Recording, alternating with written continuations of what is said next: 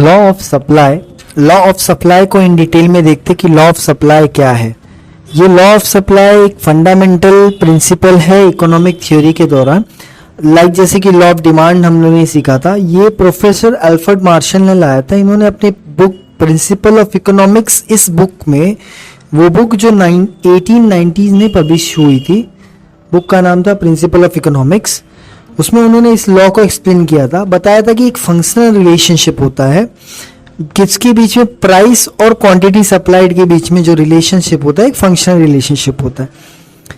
कैसा इन्होंने डेफिनेशन दिया था कि अदर थिंग्स बीइंग कांस्टेंट, बाकी की चीजें सामान्य रहे तो higher the price commodity more the quantity supplied, ज्यादा दाम रहेगा तो ज्यादा से ज्यादा क्वांटिटी गुड्स सप्लाई की जाएगी, और कम दाम रहेगा तो कम क्वांटिटी गुड्स सप्लाई की जाएगी। इन सिंपल वर्ड, आसान भाषा में देखा जाए तो बाकी की चीज अगर सही रहे, अदर थिंग्स रिमेन कांस्टेंट, तो जो प्राइस है उसका जो अगर राइज इन क्वांटिटी हो गया, अगर प्राइस बढ़ गया तो क्वांटिटी सप्लाई भी ज़्यादा होने लगेगी, क्योंकि सेलर सोचेगा कि भाई मैं सप्लाई करूँ तो मैं ज़्यादा से ज़्यादा, अभी चीज़ें महंगी बिक रही है, मैं ज़्यादा से ज़्यादा सप्लाई करूँगा, मैं ज़्यादा से ज़्यादा प्रॉफिट बनाऊंगा।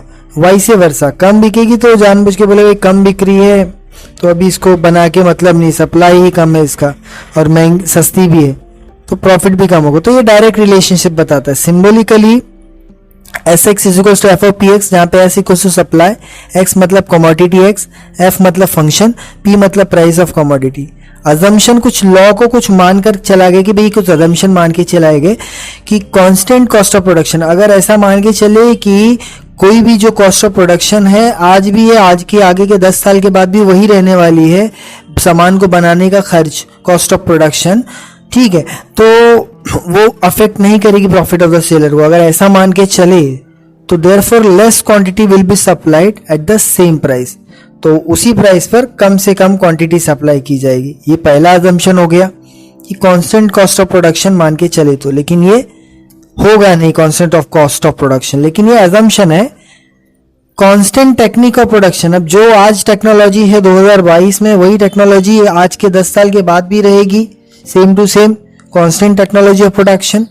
तो ये भी अज्यूम करके चला गया कि टेक्निक ऑफ प्रोडक्शन अगर नहीं बदली तो भी इंक्रीज इन प्रोडक्शन होगा, और दिस टर्म में lead an increase in supply at the same price, उसी प्राइस पर सप्लाई भी बढ़ जाएगा। बट ऑब्वियस है, no change in weather condition, अगर मौसम नहीं बदला तो भी natural calamities like flood, earthquake etcetera में डिक्रीज द सप्लाई, जिसकी वजह से सप्लाई कम हो जाएगी। अगर मौसम बदल गया, बाढ़ आ गया, भूकंप आ गया, कुछ ऐसा अर्थक्वेक आ गया, तो वहां पे सप्लाई चेन बिगड़ जाता है। अगर गवर्नमेंट की पॉलिसी में कोई चेंजेस नहीं आया, जो कि इम्पॉसिबल है, गवर्नमेंट पॉलिसीज चेंज करते रहती है, ऐसा मान के चले कि गवर्नमेंट टैक्सेशन वगैरह, ट्रेड पॉलिसी वगैरह चेंज नहीं करेगी, तो लॉ ऑफ सप्लाई एप्लीकेबल है। ट्रांसपोर्ट कॉस्ट जो आज है वो भी पहले आगे भी रहना चाहिए, नो चेंज, किसी भी तरीके का बदलाव नहीं हो ट्रांसपोर्ट कॉस्ट में। एग्जाम्पल, बेटर ट्रांसपोर्ट फैसिलिटी के लिए, सप्लाई को बढ़ाने के लिए same price, transport facility increases supply at the same price, तो सेम प्राइस पे, उतनी ही प्राइस पे ट्रांसपोर्ट फैसिलिटी दी जाए।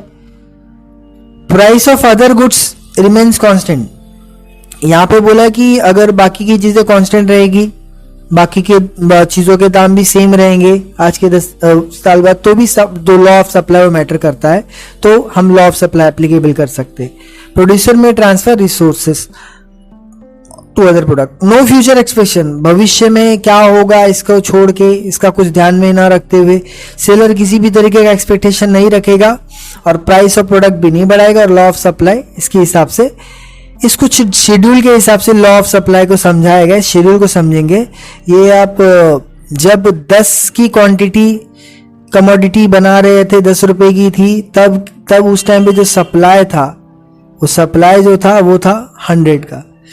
जब 20 की कमोडिटी बना रहे थे तब सप्लाई 200 का हो गया, 30 की हो गई वही सामान, तो उस सप्लाई करना कितना बढ़ गया, जैसे जैसे प्राइस बढ़ रहा है वैसे वैसे सप्लाई बढ़ रहा है। 40 हो गया तो 400, 50 हो गया तो 500। तो इसका मतलब कि ये डायरेक्ट रिलेशनशिप दिखा रहा है प्राइस और क्वांटिटी ऑफ कमोडिटी सप्लाइड में।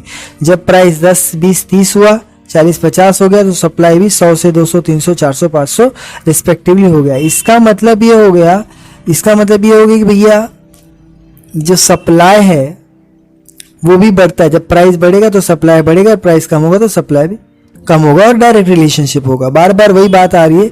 शेड्यूल देख लो आप, left to right upward sloping बना दिया। 10 पे 100, 20 पे 200, 30 पे 300, 40 पे 400, 50 पे 500। ये सप्लाई कर्व जा रहा है। Supplied quantity supplied x axis पे, प्राइस वाई एक्सिस पे। यहाँ पर फिगर में बताया कि भाई ये और ऐसे स्लोप जो है लेफ्ट से राइट की तरफ जा रहा है, इसको पॉजिटिव स्लोप है। तो ये डायरेक्ट रिलेशनशिप दिखा रहा है प्राइस और क्वांटिटी सप्लाइड के बीच में। कुछ एक्सपेक्टेशंस है, एक्सेप्शंस है लॉ ऑफ सप्लाई की। कुछ कमियां है, कुछ खामियां है कि सप्लाई ऑफ लेबर, क्योंकि लेबर का जो सप्लाई है, number of hours of workers to work in a given wage rate, it is represented graphically. एक पर्टिकुलर एरिया में कितने लेबर है और किस रेट पर काम कर रहे हैं। अगर वेज रेट बढ़ गया, अगर उनकी मजदूरी बढ़ गई, तो सप्लाई ऑफ लेबर जो हो जाएगा वो भी बढ़ जाएगा और कर्व जो है स्लोप अपवर्ड की तरफ जाएगा। और सप्लाई ऑफ लेबर आवर्स अगर फॉल हो जाता है तो राइज इन वेज रेट, अगर कर्व लेबर बेंड्स बैकवर्ड, मतलब इसमें ये बोल रहा है कि अगर वेज रेट राइज हो गया तो supply of labour hours would increase, labour hours बढ़ जाएंगे काम के। मतलब अभी उनको ज्यादा बोला जाए कि भाई अगर हम तुम्हारे वेज रेट बढ़ा देते, हम तुम्हारी पगार बढ़ा देते, तो उस टाइम पे जो supply of labour hours of work है, मतलब जो काम करने वाले कर्मचारी है, वही बोलेंगे भाई चलो ढंग से काम करते हैं, हमारे आवर्स बढ़ गए तो हम लोग ज़्यादा से ज़्यादा मल्टीपल आवर्स काम करेंगे। और यहाँ पर अगर लेबर ऑफ आवर्स अगर घंटे का पगार घटा दिया आर्ली बेसिस पे जो उनको मजदूरी मिलती है, तो भैया तो फिर बोलेंगे भाई अभी क्या। तो इस तरीके से बैकवर्ड हो जाता है लेबर, बोलता है कि भाई बस हो गया ये तो उसकी वजह से वर्कर क्या करेगा, थोड़ा आराम करेगा, टाइम पास करेगा, receiving higher amount of wages, जहाँ पर, और वो देखेगा कि जहाँ पे ज़्यादा पैसा मिल रहा है वहाँ पे काम करेगा। और एक पॉइंट पे आ जाएगा कि wage rate rises, supply labour tends to fall. और जैसे पगार बढ़ गया तो भी सप्लाई ऑफ लेबर भी कम हो जाता है, क्योंकि इसलिए उतने पगार में काम करने वाले एम्प्लॉय कम मिल रहे हैं। अभी टेबल में कुछ समझा है बेंडिंग बिहेवियर कि जब 100 रुपये पर आवर के हिसाब से मिल रहा था तो आदमी 5 घंटे काम कर रहा था तो 500 कमा रहा था। जैसे ही दाम बढ़ा दिया, अभी 200 रुपये देंगे 1 घंटे का, तो वो बोला भाई मैं 7 घंटे काम करके क्यों ना 1400 रुपये कमा लूँ एक दिन का। 300 रुपये हो गया तो बोला भाई 6 घंटे काम करके 1800 रुपये कमा लेता हूँ। तो ये अगर दाम बढ़ रहा है, प्राइस आवरली रेट जो है पर आवर का रेट जैसे बढ़ रहा है, जैसे जैसे बढ़ रहा है आवरली रेट, और जैसे जैसे बढ़ रहा है वैसे वैसे टोटल अमाउंट ऑफ वेजेस भी बढ़ रहा है, रोज का खर्चा भी बढ़ रहा है, बराबर है। तो ये जो खर्चा है वो भी बढ़ रहा है।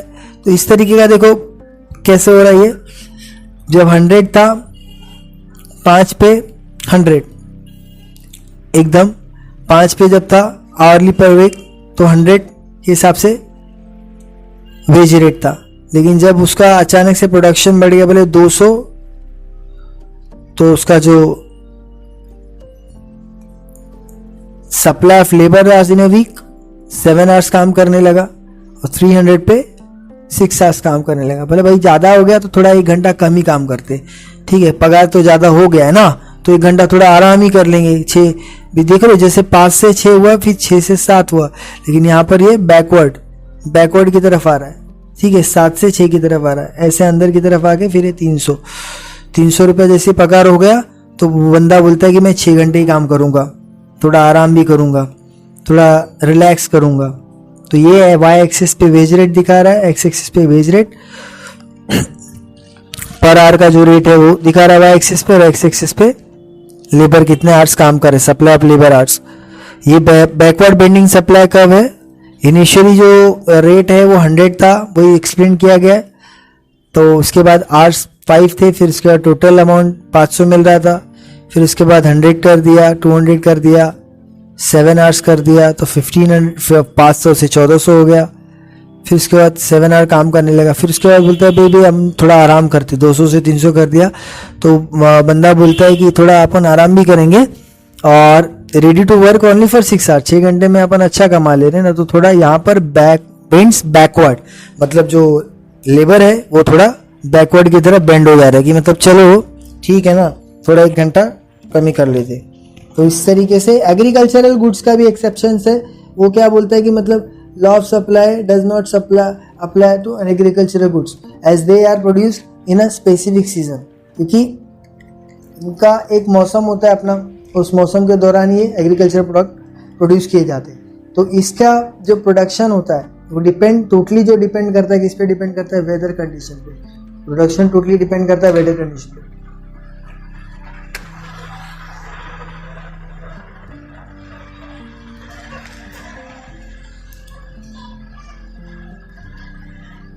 यहाँ पर और भी है, ये देख लेते हैं। अगर अनफेवरेबल चेंजेस हो गया, मौसम में बदलाव हो गया, तो बट ऑब्वियसली एग्रीकल्चर प्रोडक्ट जो हमने खेत लगाए थे भाई वो तो खराब हो जाएंगी फसलें। जब फसलें खराब हो जाएंगी तो फिर बट ऑब्वियसली यहाँ पर ये सीन हो जाएगा कि सप्लाई नहीं बढ़ाई जा सकती। और अर्जेंट नीड ऑफ कैश, अगर सेलर को जरूरत है अर्जेंट नीड में हार्ड कैश की, तो वो क्या करेगा, अपना प्रोडक्ट बेच देगा, कम दाम में भी बेच देगा, छोड़ जान दे भाई, खाली कर दे। पेरिशेबल गुड्स है भाई, चलो पेरिशेबल जो चीजें सड़ सकती, गल सकती, खराब हो सकती, जैसे कि वेजिटेबल हो गया, एग्स हो गया, तो वो भी आदमी बोलता है भाई इसको रख के मतलब नहीं है, स्टॉक बराबर सप्लाई के कर दो, जितना आए उतना बेच के निकाल दो फटाफट। रेयर गुड्स, अभी ऐसे गुड्स जो मतलब बहुत ही रेयर है, रेयर का मतलब दुर्लभ प्रजाति की है, जिनको ना तो बढ़ा सकते अपन, इंक्रीज और डिक्रीज नहीं किया जा सकता, तो उनका जो डिमांड है, उनकी जो डिमांड है, इवन द प्राइस राइज होगा तो भी सप्लाई उतना ही रहेगा, क्योंकि अब वो कम भी नहीं हो सकती ना, वैसी दूसरी चीजें आ नहीं रही हैं, कम भी नहीं हो सकती। तो इसके लिए जैसे कि एंटीक गुड्स हो गई, पेंटिंग हो गई, रेयर पेंटिंग्स होती है ना, दुर्लभ पेंटिंग्स, कॉइन्स वगैरह हो गए, ये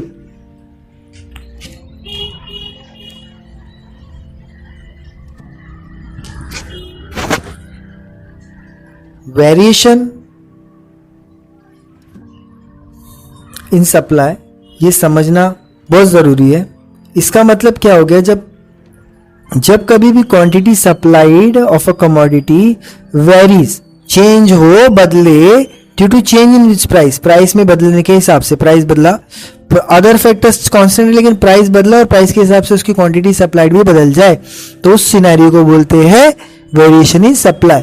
2 टाइप की होती है यहाँ पर। पहली होती है एक्सपांशन ऑफ सप्लाई में बोलता है कि जब कभी भी क्वांटिटी सप्लाई बढ़ जाए due to rise in price बढ़ा तो क्वांटिटी सप्लाई बढ़ जाए, लेकिन बाकी की चीजें कांस्टेंट रहे, तो उसको बोलते हैं expansion in supply.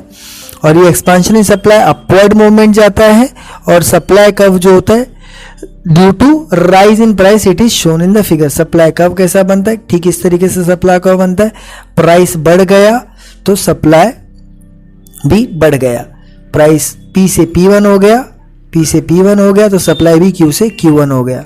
Upward sloping expansion of supply curve, y axis पे प्राइस, x एक्सिस पे क्वांटिटी सप्लाई। बता रहा है साफ साफ कि जब x axis shown, y axis पे क्वांटिटी सप्लाइड, OQ से OQ1 हो गया तो राइज इन प्राइस OP से OP1 हुआ, रिजल्टिंग अपवर्ड मूवमेंट M से N की तरफ गया, सप्लाई कब दिखा है। कॉन्ट्रैक्शन इन सप्लाई भी सिकुड़ेगा, कम होगा। कॉन्ट्रैक्शन इन सप्लाई में कैसा होता है, he refers to the fall in quantity supplied, ठीक है। फॉल इन प्राइस सप्लाई, अगर सप्लाई की प्राइस अगर कम हो गया तो दाम कम हो जाएगा, अचानक से दाम कम हो गया तो सप्लाई भी कम होगी। प्राइस कम कर दिया तो लोगों ने बनाना भी कम कर दिया, सेलर्स ने बोला भाई नहीं बनाएंगे, रिमेनिंग फैक्टर्स रिमेन कांस्टेंट, तो वहां पर उसको बोलते हैं कॉन्ट्रैक्शन। इसमें कभी भी डाउनवर्ड मूवमेंट होता है। सेम सप्लाई कर्व कैसे दिखा रहा है, देखो सप्लाई कर्व देख लो। अब प्राइस क्या था, P था, अब P से अचानक से प्राइस कम हो गया, P2 हो गया। तो जब प्राइस P था तो सामने वाला सप्लायर Q प्रोड्यूस कर रहा था, लेकिन जब प्राइस P से P2 आ गया तो सप्लायर क्या कर दिया, Q से Q2 पर खसक गया, कम हो गया। यहाँ पर साफ साफ यहाँ पे शो किया कि OQ से OQ1 फॉल इन प्राइस, जब OP से OP2 हो गया तो OQ से OQ1 हो गया, सप्लाई में फॉल, ठीक है। Y एक्सिस पे प्राइस दिखा रहा है और X एक्सिस पे क्वांटिटी सप्लाइड शो कर रहा है। यहाँ पर डाउनवर्ड स्लोपिंग हो जाएगा सप्लाई वर्क का N से M की तरफ, और कॉन्ट्रैक्शन इन सप्लाई। अब होता है दूसरा changes in supply. Changes in supply, variation in supply में थोड़ा सा एकदम छोटा सा फर्क होता है। यहाँ पर क्या होता है कि जब कभी भी changes in price remains constant, price factor changes, other factor changes and price remains constant, price constant रहे, प्राइस नहीं बदले, उस टाइम पे जो सप्लाई होता है उसको बोलते हैं चेंज इन सप्लाई। जैसे increase in supply, increase in supply का मतलब हो गया कि rise in supply given commodity due to unfavourable changes, अचानक से फेवरेबल चेंजेस, अच्छी परिस्थिति, अच्छा माहौल चल रहा है, वो चीज़ें ज़्यादा बिक रही, उसका सीजन चल रहा है और सप्लाई बढ़ गया, ठीक है, सप्लाई बढ़ गया। और such as fall in price of inputs, fall in the tax rates, technology upgradation आ गया, टैक्स रेट कम हो गया, तो प्राइस रिमेन्स कांस्टेंट, प्राइस नहीं बढ़ेगा क्योंकि सब तो टैक्स वैक्स कम हो गया, टेक्नोलॉजी अपग्रेडेशन हो गया, तो सप्लाई, इसमें सप्लाई बढ़ जा रही है लेकिन प्राइस उसका वही रह रहा है, सेम प्राइस पे सप्लाई बढ़ जा रही है, सेम प्राइस पे सप्लाई बढ़ जा रही है, वो हो गया आपका इंक्रीज इन सप्लाई। इसको ओरिजिनल सप्लाई कर्व, ये देखिए यहाँ पर, ये होता है क्या, शिफ्ट टू राइट, ठीक है। कैसे होता है ये देखिए, ये जब प्राइस पी था तो उस टाइम पे क्यू सप्लाई हो रहा था, क्यू प्रोड्यूस हो रहा था, तो क्यू सप्लाई हो रहा था, लेकिन जैसे ही प्राइस सेम प्राइस पे अचानक से सप्लाई बढ़ जाती है, Q1 हो जाती है क्योंकि फेवरेबल चेंजेस आ जाता है, तो ये सप्लाई कर्व पॉइंट M से पॉइंट N पर मूव हो जा रहा है, पॉइंट M से पॉइंट N पर मूव हो जा रहा है। तो वही यहाँ पर एक्सप्लेन करके दिया हुआ है कि क्वांटिटी सप्लाई X पे, Y पे प्राइस है, सप्लाई OQ से OQ1 हो गया ऑन सेम प्राइस पे, रिजल्टिंग आउटवर्ड शिफ्ट हो गया, आउटवर्ड की तरफ जा रहा है, शिफ्ट जो है आउटवर्ड की तरफ जा रहा है, तो ये इंक्रीज हो गया, इंक्रीज इन सप्लाई SS से S1 की तरफ जा रहा है। डिक्रीज इन सप्लाई की बात करें तो यहाँ पर बोलता है कि डिक्रीज इन सप्लाई में एकदम सीधा सीधा कॉन्सेप्ट है कि refers to fall in supply, मतलब सप्लाई कम होने लगा, अब कम होने लगा, क्यों होने लगा कि अनफेवरेबल चेंजेस है, प्राइस तो कांस्टेंट है लेकिन अनफेवरेबल चेंजेस है, प्राइस और इनपुट्स, जैसे कि टैक्स बढ़ गया, रेट बढ़ गया, आउटडेटेड टेक्नोलॉजी आ गई, ठीक है, वर्कर लोग ने हड़ताल कर दिया, तो उस सिनेरियो में कैसा हो जाता है कि सप्लाई कर्व शिफ्ट होता है to the left of the original supply curve, it is shown. अभी कैसे लेफ्ट की तरफ आता है, देखो अभी कैसा था कि जब प्राइस पी था तो उस टाइम पे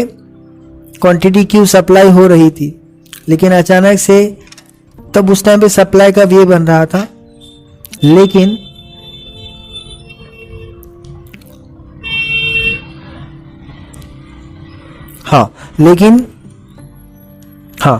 लेकिन अभी उस टाइम पे कैसा हो गया कि ऐसे बन रहा था, बट अभी ये क्या हो गया, शिफ्ट की तरफ, अंदर की तरफ आ गया, मतलब उसी प्राइस पे अचानक से क्या हो गया कि भैया अनफेवरेबल चेंजेस आ गए, कुछ वर्कर्स को हड़ताल हो गई, स्ट्राइक वगैरह आ गया, तो वही प्राइस पे जो सप्लाई था, सामने मजदूरों की हड़ताल होगी, तब कहाँ से बनने वाला, बनाने वाले तो मजदूर ही, तो सप्लाई का मूव हो गया अंदर की तरफ, डाउन अंदर की तरफ, तो ये इसको बोलते हैं डिक्रीज इन सप्लाई। इस तरीके से ये इसका टोटल एक्सप्लेनेशन दिया हुआ है आपको। y एक्सिस पर सप्लाई फॉल हो रहा है OQ से OQ2 पर, और प्राइस OQOP ही है, और ये इनवर्ड की तरफ आ रहा है, ओरिजिनल सप्लाई कर्व SS से S2 की तरफ जा रहा है। सीधा सीधा एक्सप्लेनेशन है पूरा। तो यहाँ पर कुछ कॉन्सेप्ट्स दिए हुए, ये आपको जानना चाहिए कि जो सप्लाई है वो माइक्रो इकोनॉमिक्स कॉन्सेप्ट है, और ये quantity of commodity seller is willing to able to sell, जो भी क्वांटिटी कमोडिटी सेलर चाहता है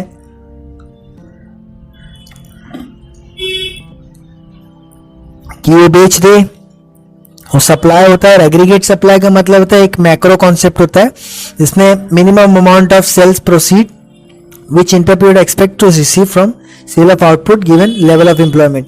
अभी टोटल लेवल की सप्लाई, अब कुछ 10-12 कर्मचारियों को बोल दिया कि भाई तुमको इतनी पगार मिलेगी, तुमको इतना इतना प्रोडक्शन निकालना है, तो वो एग्रीगेट सप्लाई हो गया।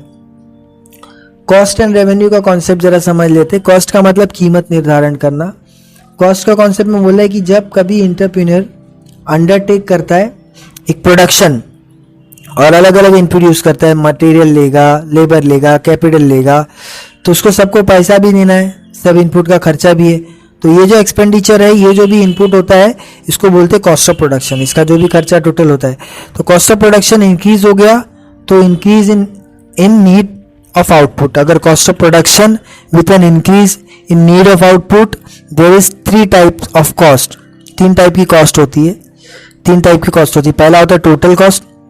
टोटल कॉस्ट का मतलब क्या होता है कि जो एक्सपेंडिचर फर्म ने, कंपनी ने, कारखाने ने खर्चा किया फैक्टर ऑफ प्रोडक्शन को मिलाकर गुड्स एंड सर्विस को प्रोड्यूस करने के लिए, वो टोटल कॉस्ट मतलब सम ऑफ टोटल फिक्स कॉस्ट और टोटल वेरिएबल कॉस्ट, वो सारी कीमत जो लगनी थी, और टोटल वेरिएबल कॉस्ट मतलब जो नहीं लगनी थी। तो ये total fix cost, total variable cost, इसका फॉर्मूला लग गया total cost, total fix cost, total variable cost.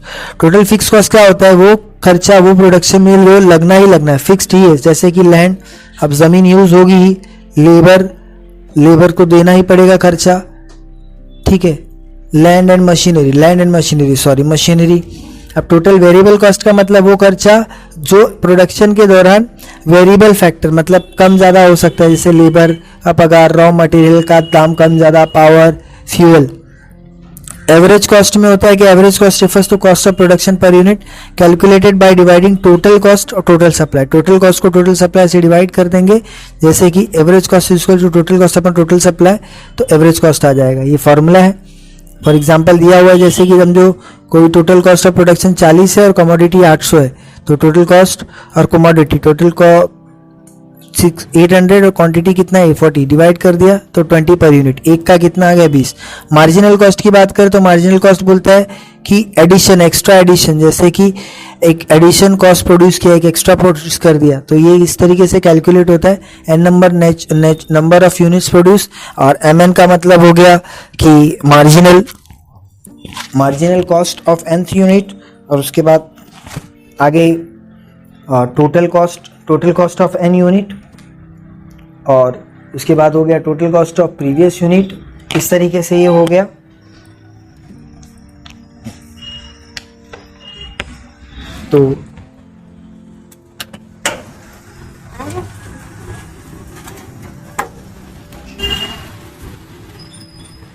तो इस तरीके से ये हो गया। और आगे नेक्स्ट मूव में देखेंगे अभी ये दूसरा। अगर टोटल कॉस्ट प्रोड्यूसिंग 4 यूनिट का 200 है, तो टोटल कॉस्ट प्रोड्यूसिंग 5 यूनिट कितना हो जाएगा 250। बहुत ही आसान भाषा में कि मतलब एक का कितना बढ़ जा रहा है 50, तो एक का 50 बढ़ जा रहा है तो 50 बढ़ जाएगा भाई, 5 बनाएंगे तो। बहुत आसान भाषा में, तो 250 माइनस 200, जैसे कि डिफरेंस कितने का आ रहा है 50 का आ रहा है। तो इस तरीके से ये कैलकुलेट हो गया। अभी आप कैलकुलेट कर सकते हो, आप एवरेज कॉस्ट निकालना है आपको, इसकी कैलकुलेशन तो इस तरीके से। अब रेवेन्यू कॉन्सेप्ट क्या होता है वो देख लेते हैं हम लोग। रेवेन्यू कॉन्सेप्ट इन डिटेल में देखते कि जो रेवेन्यू है इसका मतलब होता है रिसीप्ट ऑब्टेन्ड बाय फर्म। एक फर्म ने कितना कमाया, एक सर्टेन क्वांटिटीज के दौरान कितना कमाया, कमोडिटी कितना उसने गिवन प्राइस पर मार्केट में प्रोड्यूस किया और सेल किया, उसको बोलते हैं रेवेन्यू, कमाई। टोटल रेवेन्यू का मतलब होता है एवरेज रेवेन्यू है, मार्जिनल रेवेन्यू। तो टोटल रेवेन्यू में क्या क्या चीजें आती है? टोटल रेवेन्यू में तो जितना टोटल सेल प्रोसीड किया एक फर्म ने, सेलिंग अ कमोडिटी को बेचकर गिवन प्राइस पर, निर्धारित कीमत पर, तो वो टोटल रेवेन्यू था। ये कैलकुलेट कैसे होता है sir? Total revenue price into quantity.